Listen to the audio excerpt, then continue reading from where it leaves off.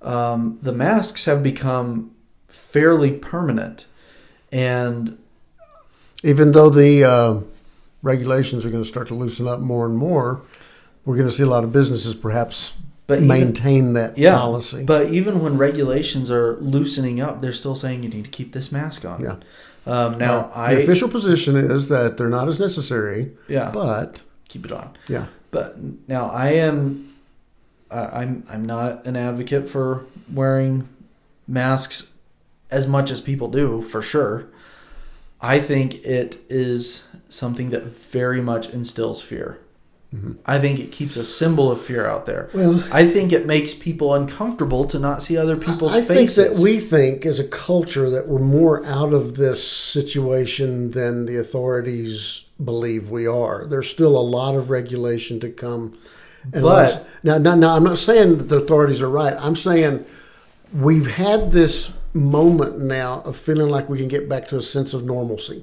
Well, opinion question. And now it's. I still think there's a lot to be dealt with. Yeah, but following up on that, your opinion, your observation from seeing people around you, do you think most people would be fine with not wearing masks anymore? I think most people would be fine with masks becoming optional. I think that would be the next step. No. But that's not my question. I want to know if most people, for instance, I've gone places where I go out in public where most people are wearing masks and I don't wear one. And if someone tells me I can't be there without it, then I leave. I comply. Private business. But I don't wear one. But sometimes people see me and it just gives them a little bit of guts to take their own mask off. They really don't want to wear it. I think it's very. I think there's a difference between urban and rural on this. Well, we are in more rural area. I think in the urban areas you're seeing much more adherence to the mask, even though we're seeing a loosening up. I spoke with a friend who lives in the Dallas area the other day, and he said that Texas was one of the first ones to eliminate the mask order. But he said that he said everybody's still wearing a mask. I said everybody. He said, well, no, but a lot. Yeah. He said, but you get out away from that, and most people are not. So you've got a bit of a mindset that is shaped by geographic location. I just wonder how many people are still wearing masks because of fear for this virus, or if it's because it's primarily public pressure. They feel like they have to. So I don't know. I can't answer that because I just. But if theoretically, that would be really hard to answer. I think it's nearly impossible to answer, but I think it's a good question. Yeah. But if theoretically most people are wearing the mask because of public pressure, well, then all you've shown is that, you can, as a government, pressure people into being afraid enough to comply, regardless of whether or not it's reasonable. And here's what I want to be careful of, Corey, is I don't want to minimize people's fears. Well, if someone's legitimately afraid of it, then I think that's fine. People are afraid. Now, what we're talking about is the source of where that fear is coming from and how it is being either cultivated or nurtured unnecessarily. But I do believe that there are people who are just legitimately afraid and it scares them. And listen, there is nothing harder to deal with than just a good old basic fear of something. And to tell someone that'd be like telling me, no, you can go ahead and pick that snake up. It's nothing to worry about. Okay, fine. My brain hears that, and you could probably show me that's a harmless snake. I'm still running and screaming like a girl if it crawls into the room because that's my fear. All right? And so to say to people, don't be afraid anymore is not the way to solve this. The sources who have cultivated this fear are going to Stop it! Exactly. It doesn't work. It's a good comedy skit. I agree with that. And see what I'm saying is, though, the sources that have caused this maybe unnecessary level of fear needs to get on board with trying to alleviate it. And they're trying to alleviate it by putting in a permanent safeguard that may not be necessary. Well, plenty of question, though, whether or not it's even... Whether it's even effective. Whether it's even an effective safeguard. We're kind of wondering a little bit. But I'm not talking about whether or not people are afraid. I understand people are afraid.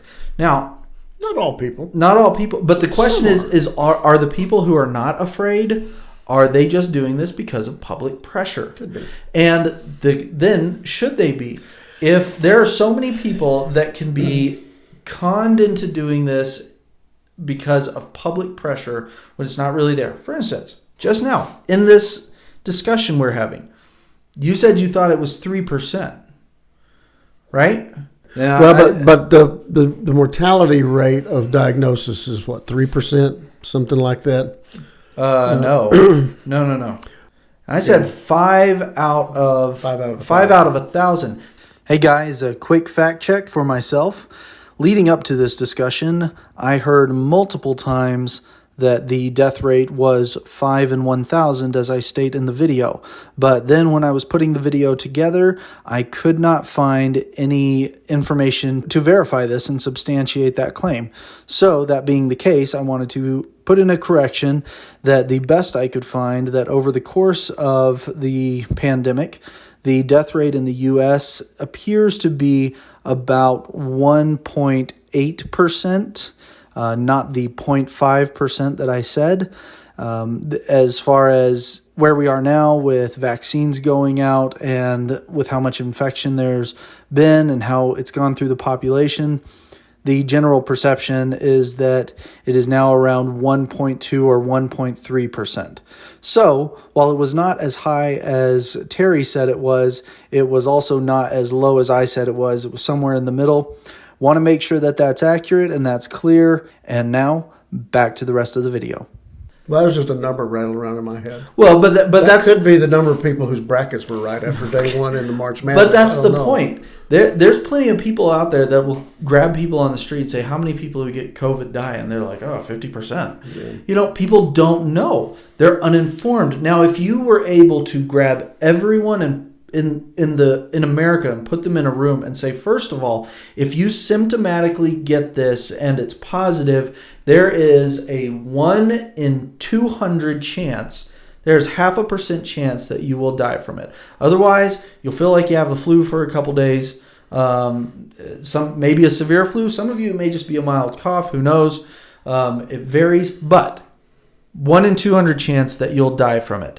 Not counting how many of you will be exposed to this and never feel a thing. Now, is that going to change how afraid people are of that? I mean, there's better odds of a whole lot of other ways that you can die. And let's say the majority of these people, you say that number goes significantly down if you're a kid, if you're in moderately healthy shape, if you don't smoke, if you're not obese, if you don't have diabetes. For these people, it's statistically almost a 0% chance that you will get this and die from it. Mm-hmm. And so then at what point do you say we're being forced to be controlled, not just to be safe? Mm-hmm. And so you've got tracking that's been happening. You've got people being forced to wear masks where there's significant evidence it's not unreasonable. I pointed it out to you the other day that it is the CDC came out with the article that said the mask effectiveness made a difference of about 0.5 to 1.9% in all cases. Mm-hmm. In which case, this is insane. If that's really the case, then this is insane. Outside of a hazmat suit, I'm not sure how you protect yourself from germs. And so then the CDC came out and they were like, well, the compounding effect of that gets greater over time.